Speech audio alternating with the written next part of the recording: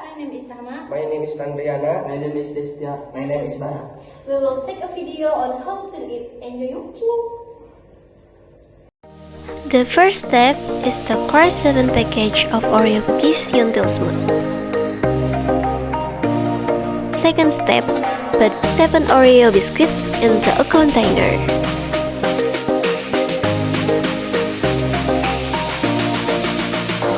Then, add sweetened condensed milk to taste. Then, stir until evenly mixed and produces a solid texture. Next, put the dough into a plastic bag. Form the dough into a square.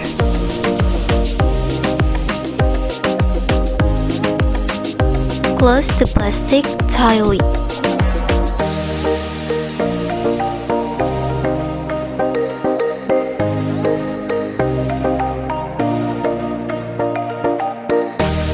Place in the freezer for 20 minutes. Sprinkle topping on top of the chocolate.